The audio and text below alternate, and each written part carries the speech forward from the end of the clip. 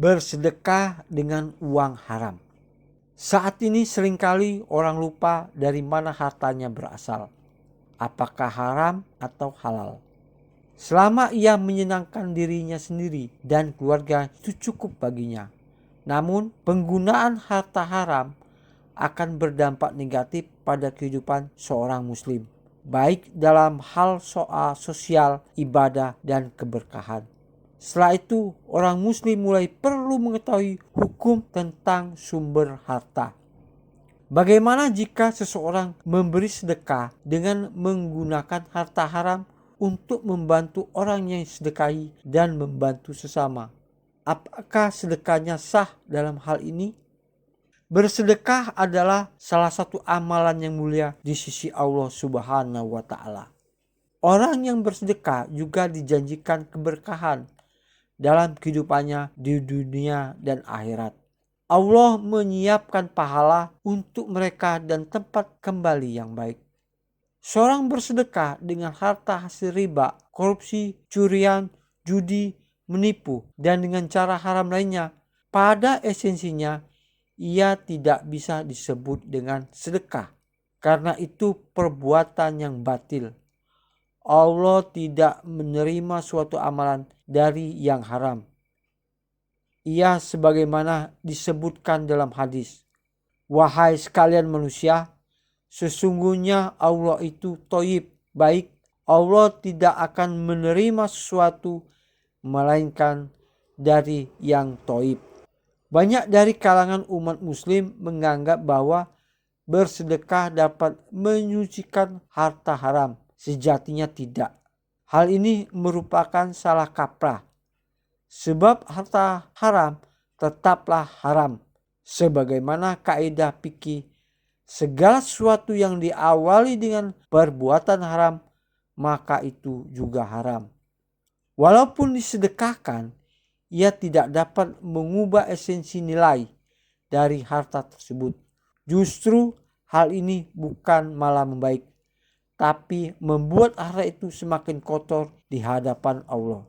Dan Allah tidak mungkin menerima pemberiannya sebagai sedekah. Sebagaimana Rasulullah bersabda, tidaklah diterima sholat tanpa bersuci, tidak pula sedekah dari hulul harta haram. Beberapa ulama berbeda pendapat tentang hukum harta haram. Beberapa mengatakan harta haram tidak boleh sedekahkan, dan yang lain mengatakan harta haram harus diberikan kepada yang membutuhkannya. Dalam sumber harta haram, para ulama membaginya dalam hukum menjadi dua. Pertama, harta haram yang didapatkan dengan cara menzolimi, seperti menipu, korupsi, mencuri, merampok, dan lainnya. Kedua, harta yang didapat dari akad yang saling redha antara kedua pihak, seperti riba, jual beli barang haram, judi, dan sebagainya. Dari kalangan mazhab Syafi'i berpendapat bahwa jika harta didapat dari mencuri, menipu, dan korupsi, maka harus dikembalikan kepada pemilik asalnya. Ia tidak boleh digunakan secara pribadi. Jika pemilik asalnya tidak ditemukan atau sudah meninggal, maka harus dikembalikan kepada ahli warisnya. Namun, para ulama tidak setuju di sini. Pelaku disarankan untuk bertobat dan berbuat baik sebanyak mungkin jika ahli warisnya tidak ada atau pemilik aslinya telah meninggal dunia. Hal ini dilakukan agar pahalanya dapat menutupi dosa-dosanya di akhirat. Pendapat mayoritas ulama adalah yang kedua. Orang yang mencuri, menipu, atau korupsi harta benda dapat menyedekahkannya atas nama pemiliknya. Allah Subhanahu wa Ta'ala adalah yang paling tahu kemana pahala akan diberikan. Pelaku harus memilih antara menyerahkan uang atau menggantinya jika pemilik sahnya diketahui. Adapun harta yang didapat dari akad yang saling redha seperti riba dan judi, ada dua pendapat hukum. Pertama, Ibnu Taimiyah berpendapat bahwa harta tersebut tidak boleh disedekahkan karena harta kotor lebih baik disimpan.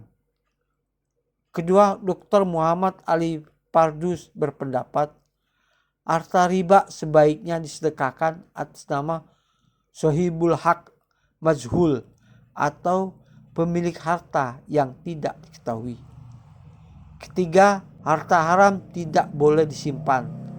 Sebaliknya harus diberikan kepada fakir miskin, kaum duafa, orang-orang yang membutuhkan, dan untuk tujuan membangun fasilitas umum, kegiatan sosial, keagamaan, dan pembangunan masjid.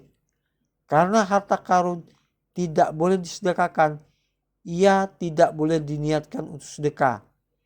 Imam Nawawi rahimahullah berkata, bila harta haram diberikan kepada orang miskin, maka harta itu tidak menjadi haram lagi di tangannya.